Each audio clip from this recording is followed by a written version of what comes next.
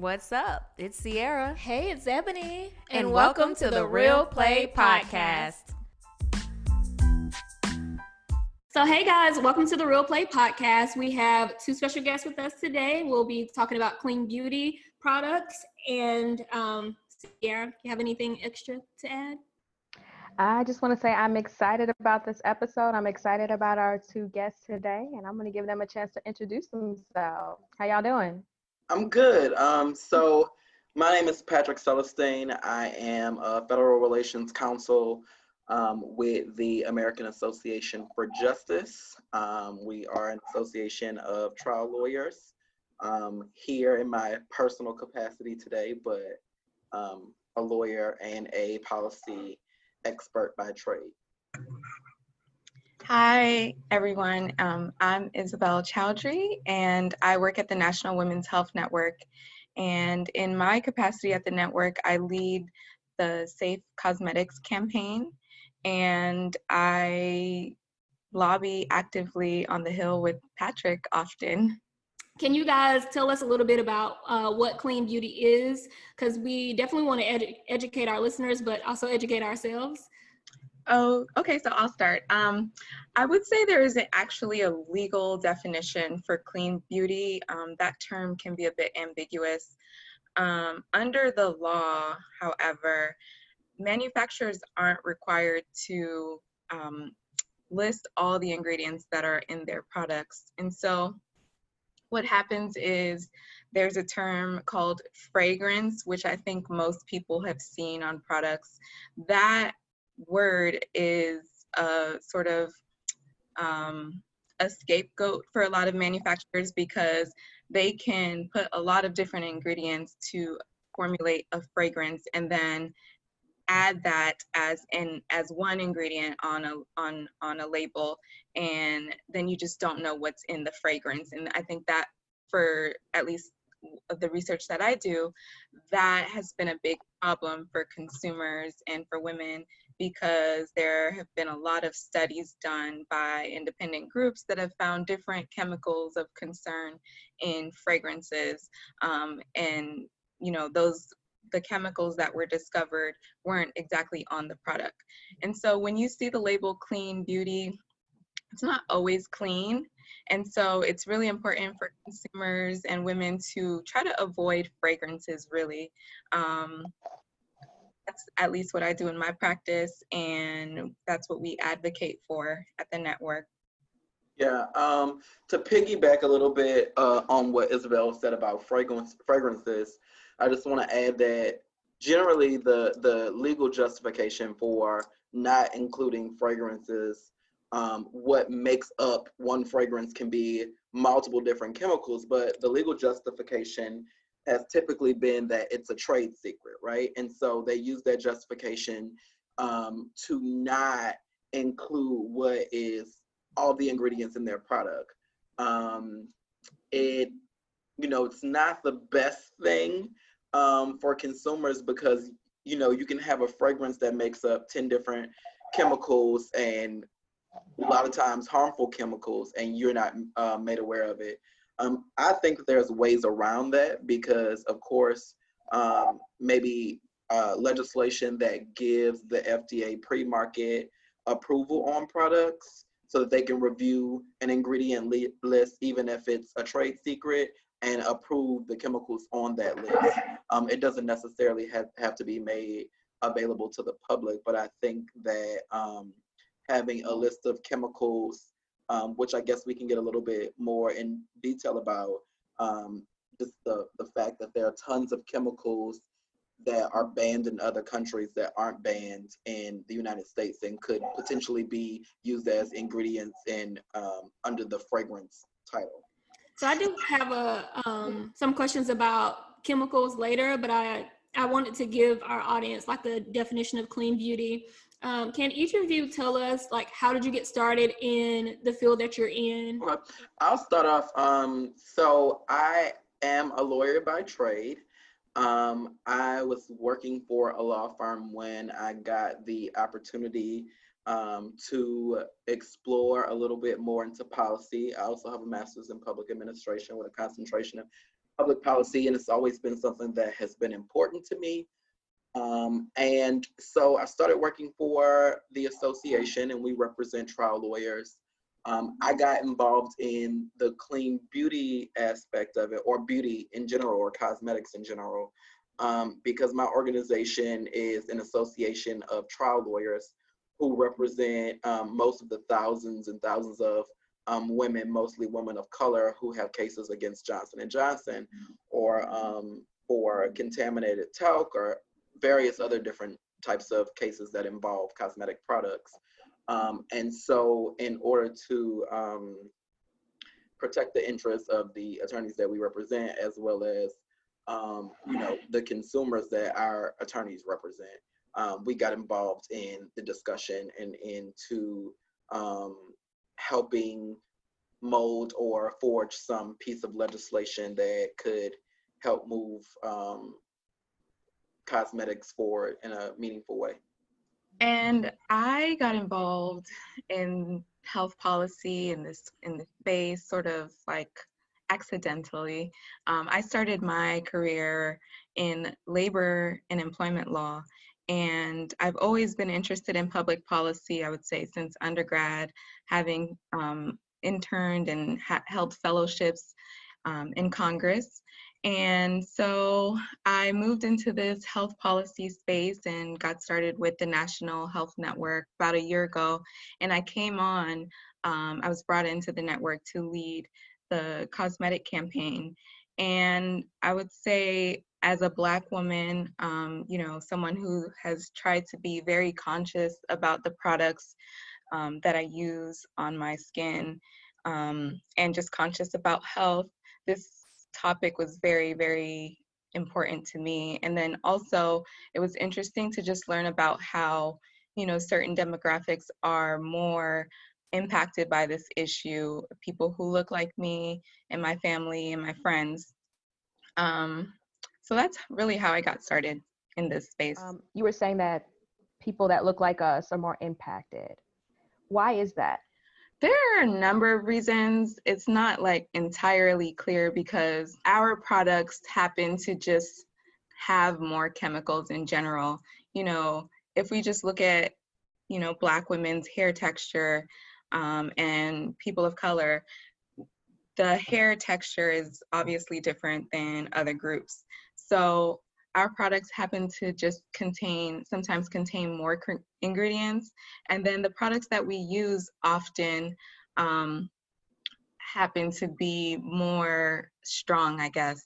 Like, for example, with chemical relaxers, a lot of Black women, especially back in the 80s, I would say, and before then, were using a lot of chemical relaxers. And the ingredients in those products are super, super harmful. We've seen with research that, some of the perm kits, like Just For Me, that was marketed to little Black girls, had rated more harmful than almost all of the products that were studied in this one particular study that was held by Breast Cancer Prevention Partners, and it was rated even more harmful than cleaning products.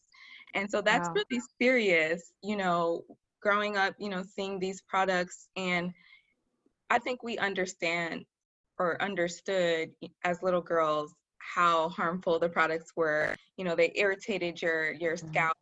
You had to wear gloves to apply the product. So we know, but it's just, the associated risks with the chemicals that are used in some of our hair products contribute to endometriosis, cancer, fibroids. And these are a lot of the health issues that Black women deal with overwhelmingly.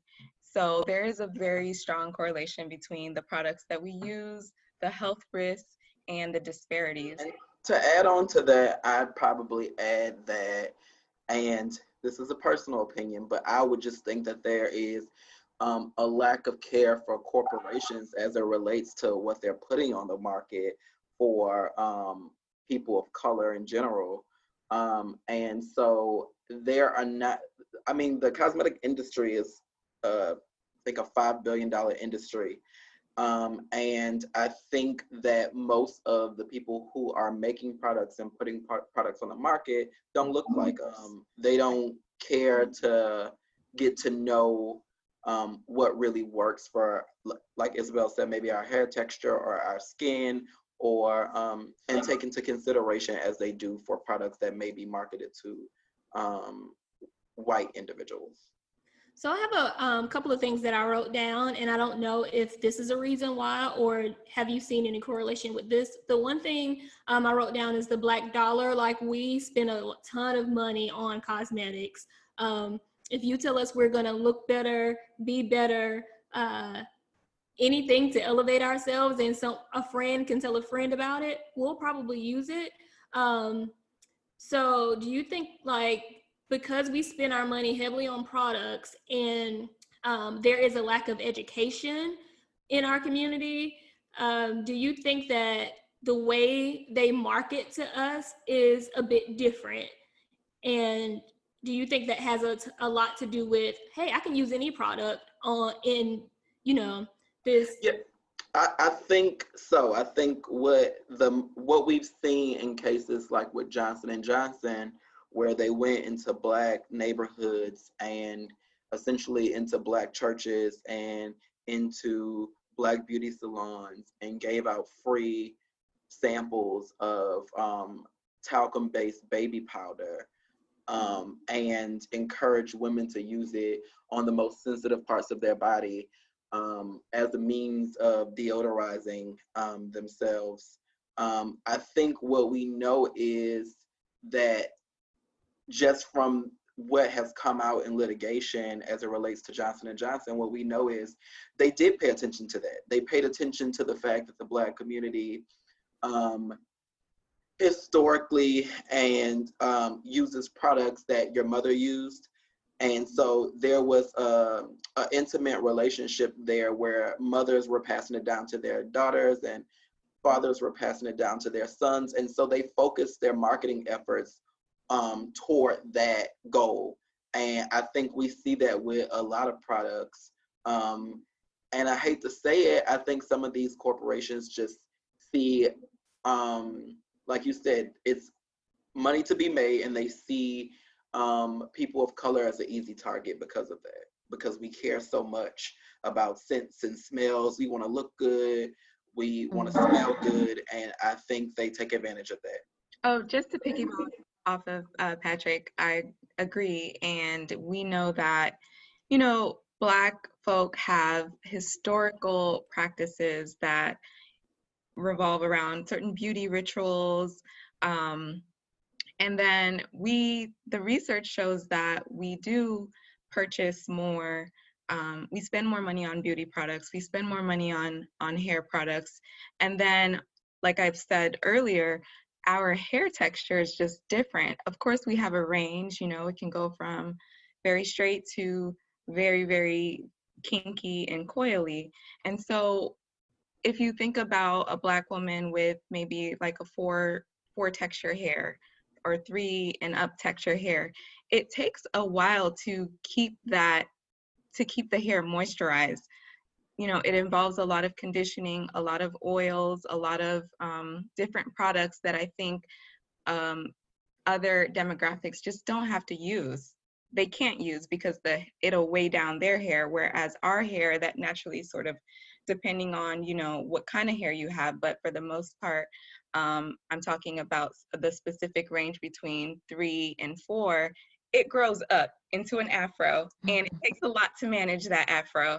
It's not like straight hair that you might have to just wash and that's it. You have to wash, you have to deep condition, you have to oil, you have to, you might have to do protective styles.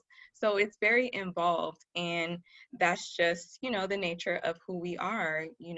We have to sleep with silk, silk wrap, and scarf, and the men with the do-rags, and our hair is different. It takes a lot of care, and it can be delicate, and it's just not white hair. Yeah, I should have put on a do-rag for the culture today. I should have worn my scarf too. One question, or not question, statement that I want to make. So as far as lack of education, I can admit that I don't know a ton about clean beauty. I've learned, with being friends with Patrick about what clean beauty is, what products to use, what to look out for, but that's not the average person. And I'm also more aware now that Patrick talks about it a ton with me. So I was doing a little bit of research before we met, and I thought, and I told you guys this at one point, that I didn't know what clean beauty was until maybe a couple of years ago. But actually, I pulled out a product, and that's Bare Minerals. And I was looking up online about just some harmful chemicals or products that they use. And mica was one of them. And I was like, wait, Bare Minerals, when I first learned about them, they talked about how it was better for your skin. It wasn't really clean beauty, but just better for your skin. And I didn't know much about it. And so, but I know it had that product in it. So I go today and I'm looking on my label, and the first thing they have is like the sunscreen. So you don't get to the actual ingredients first. So I'll go all the way to the back, so it's a little bit hidden, but the first ingredient is mica. I actually don't use this because it started to irritate my skin, and I didn't know why, and that's probably why that is actually the first ingredient. But it's really interesting to me that we have to go do a deep dive to learn these things about these products, and I would not have had a clue. Again, because they said I'm following marketing, following the commercial, and they said it's better for your skin. So I just assume it's better for your skin. How can the average consumer learn this information? Is it more so hearsay, like I have to pass it down to somebody? Is there a way that we could, like, is there a website that could just have it all listed? Learn this information. Just go on there. Yeah, that's what I need. There is a website, EWG, which is the Environmental Working Group. Isabel and I work a lot with EWG. They have a website. They also have an app. And through their app, there's a skin deep function that would allow you to, while you're in the store, scan products. And you can get some details about their ranking of that product on the product safety. So I think that has been a good resource for women. That's probably one of the biggest things that when people ask me what can they do and how can they, ensure that their products don't contain toxic ingredients, I think Isabel probably can talk a little bit more about the type of things that you don't want to see in a product. But I think toxic chemicals like talc, which oftentimes contain asbestos, or PFAS, which is an ingredient that is used as a flame retardant. And so it's generally used in water resistant type makeup and products. And Isabel can talk a little bit more about phthalates and parabens and all these other types of chemicals that are generally found in products that women should be just aware of, that they are toxic. Yeah, so as Patrick was saying, EWG, their Skin Deep database is a really good place to start. I would also add that researching is really important. Ebony, it's great that you looked up the ingredient and did further research, because you can't necessarily go off of what the company is saying, unfortunately, because like we mentioned, under the law, there is really no accountability. So I know in my research, I found that just like last year, there was this company called Truly Organic. That's the name of the company. And they were audited by the FTC, the Federal Trade Commission, and the company found that they were deceiving shoppers by labeling their product as organic and vegan, and their products were not actually organic and vegan. Wow.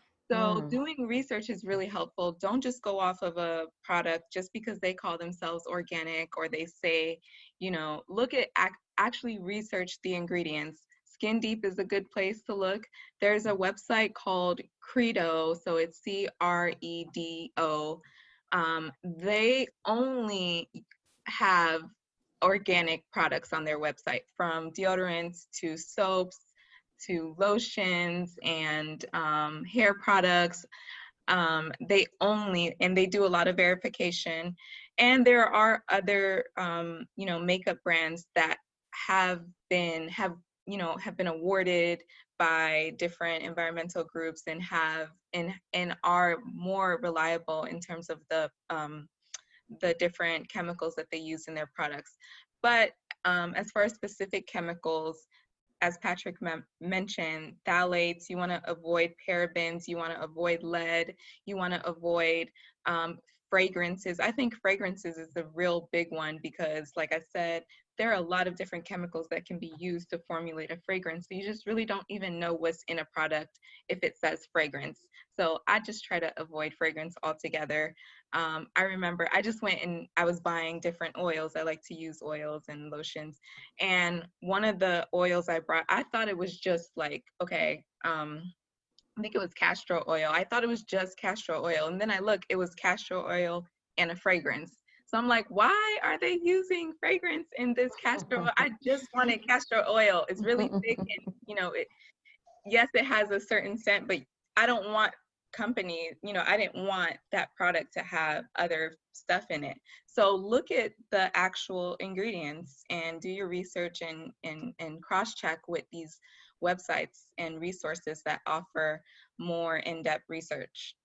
Yeah, and just to piggyback off of that a little bit, I know we're probably taking up a lot of time on this question, but I just wanted to be clear for people who are listening who may not understand why this is an issue. The issue is that the Food, Drug, and Cosmetic Act, which intends to regulate food, drugs, and cosmetics, is virtually silent as it relates to cosmetics. And there have been no changes in 80 years to regulate cosmetics in a meaningful way, which means that the FDA does not have meaningful authority to regulate cosmetics. They don't have the authority to, if a cosmetic is deemed to be unsafe, to remove that product from the shelf or mandatorily require the company to do a mandatory recall. They don't have those types of authority. The only authority that the FDA has in regards to having a product removed from the shelf is that they can request that a company remove the product from the shelf because it's toxic or has, it's been deemed to be toxic from some other source. And once they make the request, the company can refuse. And we've seen that happen before with companies like Justice and Claire's, where they refuse to comply with FDA orders to remove toxic products off the shelf, and the FDA had to publicly shame them and release a letter and say, we had this particular product and it has asbestos in it, and you guys refused to remove it from the shelf, essentially. So that was the only way, basically making the public aware was the only way for them to get the company to remove that product from the shelf. So it's like a publicly shaming thing to get them to remove the product from the shelf. They had to publicly shame them. It's crazy. So I have like 3 tiny questions. One, have you guys heard of the Think Dirty app? I have not. I have not either. So Think Dirty is pretty much what Patrick was saying earlier about a different app, is that you can scan it for different products, and it gives you like the pH level of the product, so you can see what's in it and if it's acidic or not acidic. So I would tell people to check that out if they're interested. Another thing I want to bring up is I actually, for this podcast, wanted to test out this foundation. I have it on right now. It's called Range Beauty, and they sent a little thing with the ingredients, and it has aloe, French clay, vitamins A, C, and E, minerals, botanicals, and antioxidants. And then they have a toxic list, the no list, and it has talc, sulfates, parabens, and some other stuff, synthetic dyes and synthetic fragrances. So it seems to be a pretty good company. I want to do more research on this because I was looking for, honestly, a Black-owned company that had a clean beauty product. So So this was a nice little find, and I'll look more into it. And honestly, the products, the price range was reasonable. I think it was like $18 for foundation. I'm not sure like the size of it, but given the other harmful products that I use and the amount that I pay, that's a pretty good deal. And then my last question is for Patrick. Actually, I have two more questions. I'm sorry. My last to second question is, I read about like Johnson & Johnson, and I know that they're gonna end talc-based baby powder, right? Yep. But that's in North America and Yep. not in other countries. I guess we can't regulate other countries. Yeah. It's kind of weird. Okay, that's. I know we can't regulate other countries. I think that it's a good start. I think that just from reviewing what their press release and what they had to say, they still didn't take accountability or responsibility for, essentially infecting over 17,000, mostly women of color, with asbestos-related cancer. It's disappointing, but I think that it's a step in the right direction. I do want to point out that most other countries have protections for their citizens. So I think that there are some places in the world that already ban commercial uses of talc.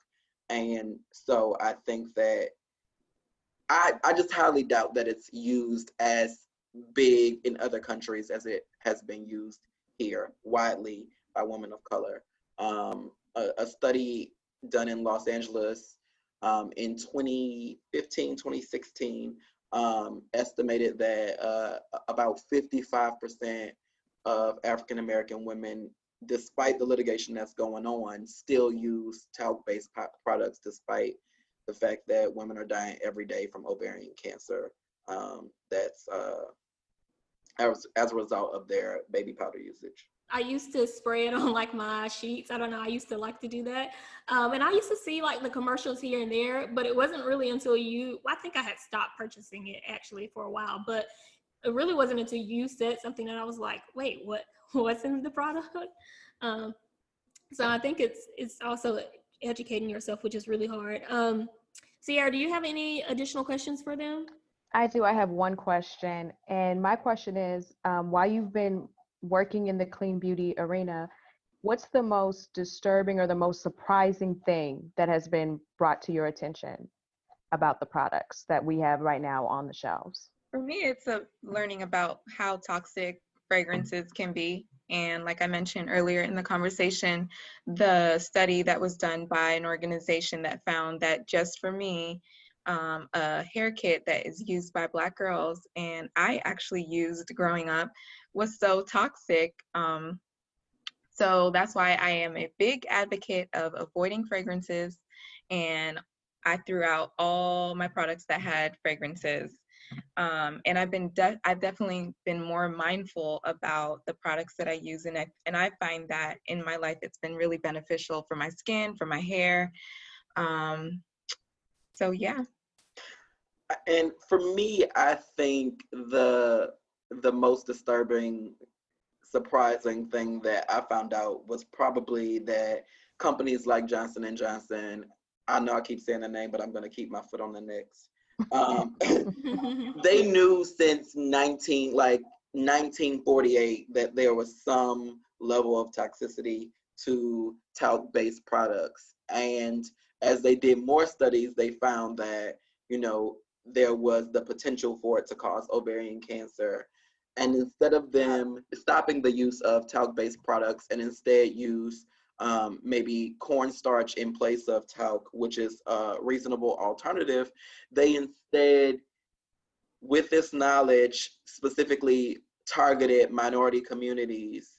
Their marketing efforts towards minority communities, they went into, like I said, Black churches, and went on to Hispanic radio and told people that this product was safe and that they should use it, and it had all of these great benefits.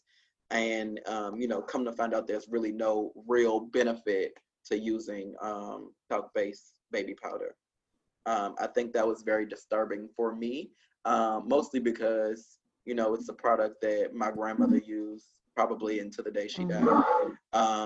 And many of the offices that me and Isabel go to when we do our lobbying efforts, we go to offices and we sit with Black staffers a lot of times, and they have the same stories. We had one staffer who was actually still using baby powder herself. Staffers who maybe if they're not still using baby powder, they know someone who's using it, like their mom's using baby powder. And so many of them were shocked to hear some of the stories. And I think that that's probably what the attorneys have been able to do in the litigation space, exposing Johnson & Johnson's practices and other companies, not just Johnson & Johnson, but other companies in general.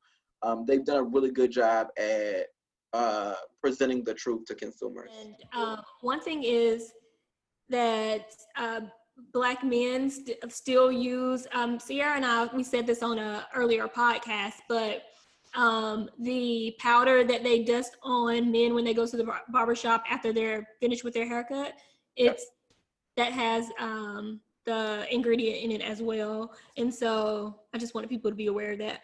But do you want to speak more on that? Well, I mean, you know, I wrote an article about the talc. I know many men who go to the barbershop, they see the green bottle that the barber kind of sprinkles onto a brush and dusts hair off your shoulders.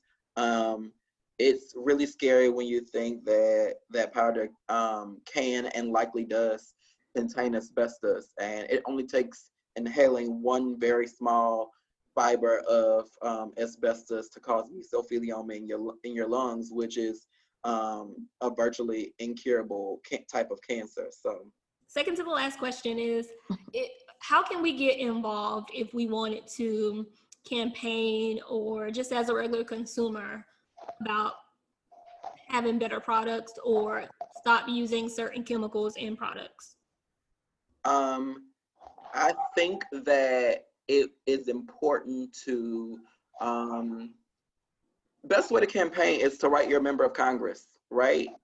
We want to see clean beauty products, and members of Congress are working on legislation to do just that. And I think at this time, it could be resourceful to have people reach out to their member of Congress and tell them how important this issue is to them. Oh, that's awesome. Yep, and also share the news share what you know, what you learn with your community, with your family, and you know, and stay informed, do research, and as Patrick mentioned, you know, contact your Congress members on the topic. And this is my last question for you guys, and it is, how can we find you if we want to find you on social media or get connected with you? Yeah, through social media, I use Twitter. So my handle is just Isabel, ISABELLE, Chowdhury, CHAUDRY. So it's at Isabel Chowdhury.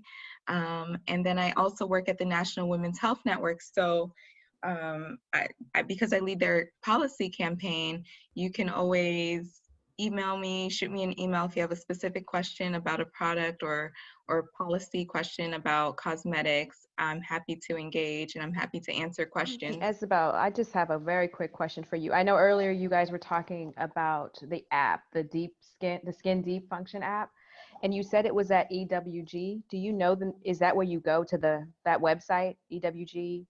Yeah. And find the app? Yep, you can even Google EWG Skin Deep and it'll come up. Okay. Nice. Patrick, the last question I asked was, how do we find you? So my Twitter is PatrickC_ESQ. That is best way to reach me. All right. So we appreciate you guys for educating us today, giving us all this information. I learned a lot. Yes, I'm looking at my lip gloss now, like fragrance. Like that's the best part. Like you want your lips to smell good, and now I'm like, man. You know, I always say that we as a people, we love to smell good. And it's difficult. I get it. I get it. I think we definitely have to bring you guys back later because I feel like this was so short and I have so many more questions, but we're going to let you guys go. And thank you so much. Is there any last final words? No, I think that I probably would like to add, like we said, stress so much to make sure you're checking the types of products that you're using, looking on the label, researching ingredients, and reach out to your members of Congress and tell them how important this issue is to you. Wow, All thank right. you. Thank You you. so much for coming on. No problem. Thank you guys for having us. You're All right. welcome. All right, guys, thank you for listening to The Real Play. We'll be back with more episodes. All right. Bye, All guys. right, bye, guys.